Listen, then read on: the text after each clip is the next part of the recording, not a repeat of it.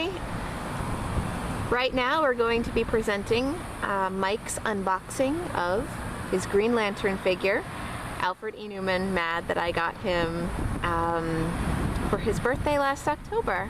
I believe so. Yeah. All right. Okay, so this is Alfred E. Neuman from Mad Magazine as Green Lantern. It's from the Just Us League of Stupid Heroes. Yeah. It's very mad. There's a few others on the back. They all look pretty cool. There's Aquaman with a, looks like a little floaty. Wonder Woman. What woman wonder? Yeah. There's the Joker, a few others. So yeah, before we do that, I want to go into a little bit of the history of why Gina ended up getting this for me. When I was a kid, my dad used to pay my allowance in comic books.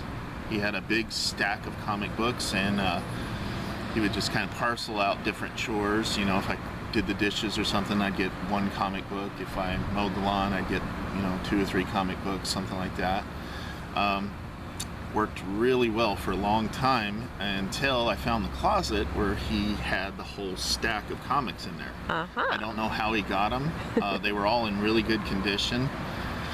But yeah, once I found the stack, the whole allowance thing kind of went out the window, and I just took the whole huge stack and became a huge comic book nerd after that. Okay. One of my favorites when I was a kid was Green Lantern. I definitely remember having this issue at one time.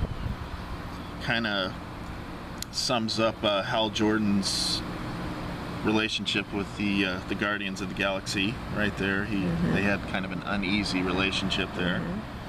But yeah, the colors were always really fantastic on these. I liked that a lot of them took place in space.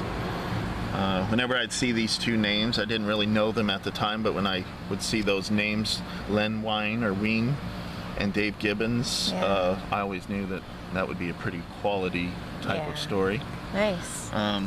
Another thing, as my comic book collection grew, I started picking up individual issues. This is a trade paperback, of course, of the Green Lantern Corps.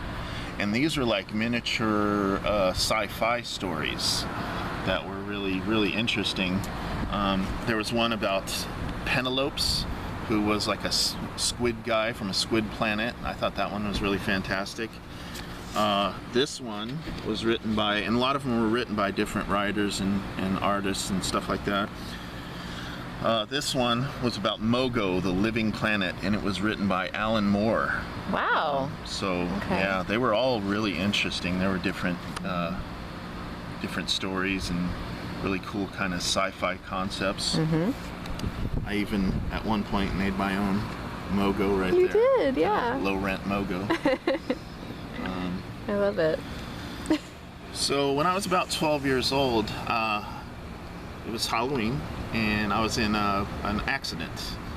I was off trick-or-treating in a neighborhood that we lived in, and there was a hayride going by, and I remember like kids shouting for me, "Come on, get on the hayride, come on." And I was like, no, I don't want to do that. And then all of a sudden, I changed my mind, bolted across over there. And we got a little traffic noise in the background. And I went to get on the flatbed trailer that was being pulled by the tractor, and my left leg slipped inside of the inner wheel of the two double wheels. And this greasy, big, gigantic spring went inside of my leg and pulled a fist-sized hunk of meat out of my leg. I was thrown down onto the gravel pretty hard, and then the whole weight of everything, the tire went over the top of my ankle. Luckily I was pretty young at the time. I didn't break any bones in my ankle, but I definitely had I had a swollen ankle for probably weeks afterwards. Yeah. The hole in my leg had to be stitched up with about 147 stitches. Most of those, I was told, were in internal, and they dissolved on their own, I was told. I remember when I was having the stitching done in the emergency room, the doctor had glasses on, and I could see the reflection in his glasses of what was going on, and I got sick, and he ended up having to take his glasses off. So yeah. And in order to get my mind off that, I remember the doctor talking to me about mythology and different things like that, which, you know, my brain kind of put together. You know, comic books and mythology. Comic books are our modern mythology. I remember him talking about that kind of stuff. So anyway, I was in the hospital for about a week. The first 2 days I was in there, I was by myself. No family. I had no books, nothing. Where were your parents? They were on a trip to the Grand Canyon. This was your dad and Carolyn? Yes, your stepmother? my stepmother.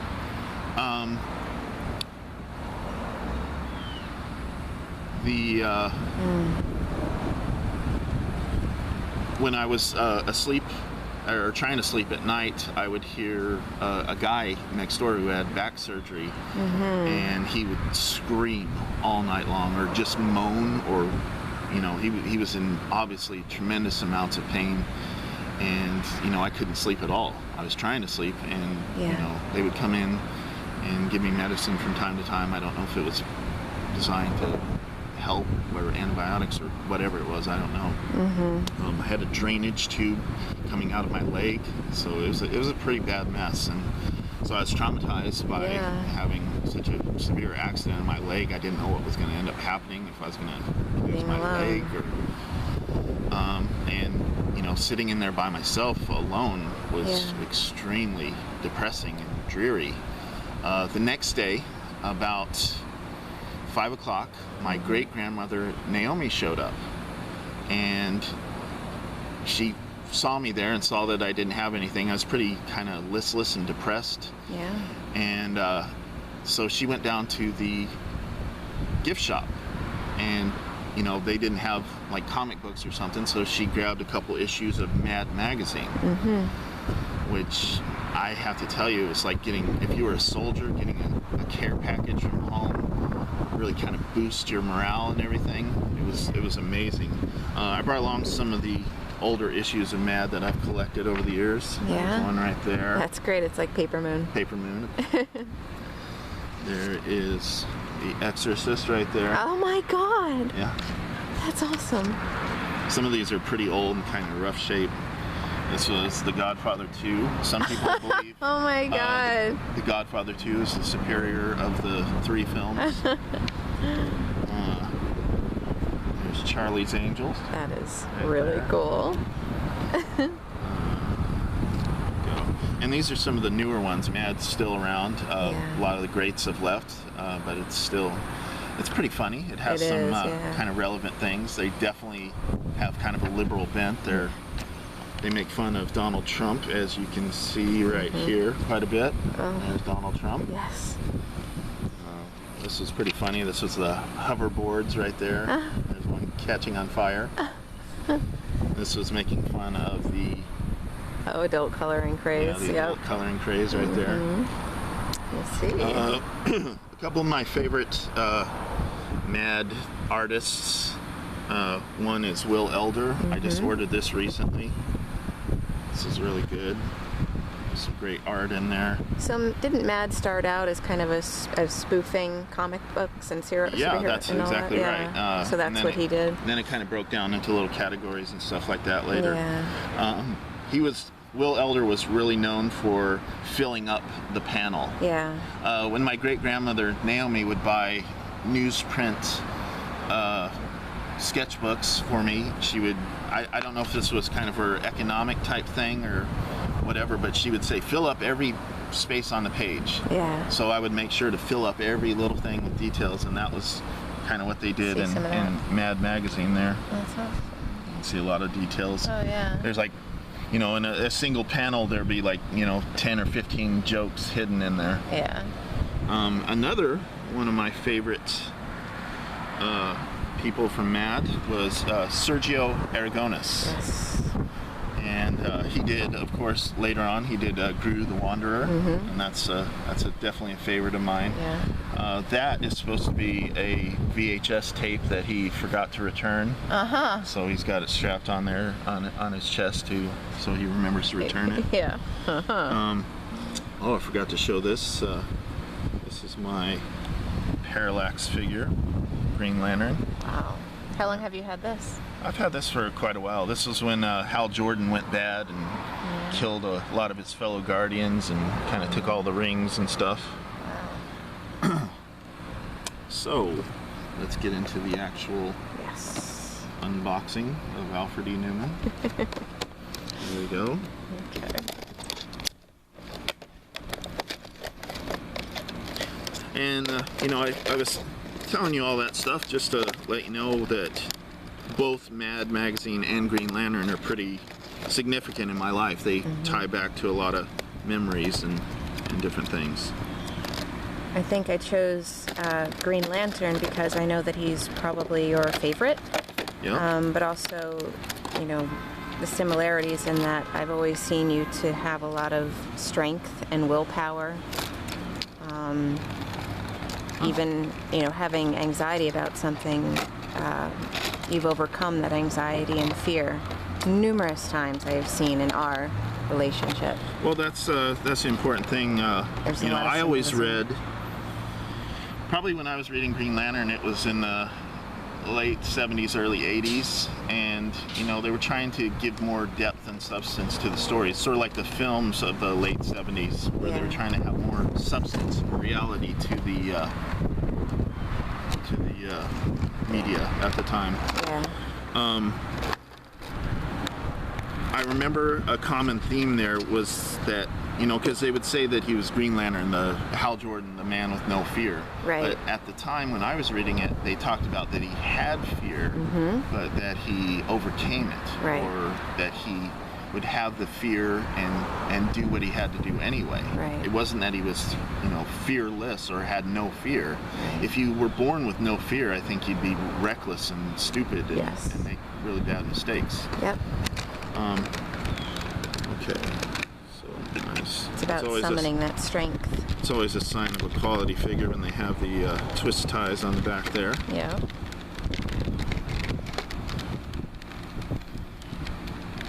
This is a really nice action figure. I think the first time that I saw the spoofs of those comic books were, and he did Disney too. He spoofed Donald Duck as Darnold Duck, I think I recall. Yeah. Wonder Woman was Woman Wonder. Wonder, of course. You know, and various others, but yeah, they were pretty great. Yeah. Mad Magazine. Spy versus Spy. Yeah. It's kind of like the Saturday Night Live of, you know, comic book magazines. Okay, so it comes with a little stand there if you want to stand him up so that he doesn't fall over. Yep. Put that there. Excellent. Here's his actual lantern right there. Yeah. Oh, there we go. That's awesome. All right. And he seems to stand pretty well on his own. Yeah. Oops, sorry. There he is. There we go. Okay. You can see him pretty well. He's got his ring right there. Color's really good. Yeah. I'm not sure what's going on the head. The head's kind of a little separated there, but yeah. So that's him. He'll be sitting up on my shelf somewhere. May look for the others at some time, but I've never really seen him outside of a comic shop. Yeah. Who knows what the value is on him? Could be pretty valuable. I got this online through Amazon, but yeah, I'm sure Yeah. you can find it around. So there he is, and that's it. Awesome. All right. Thanks for watching. Thank you.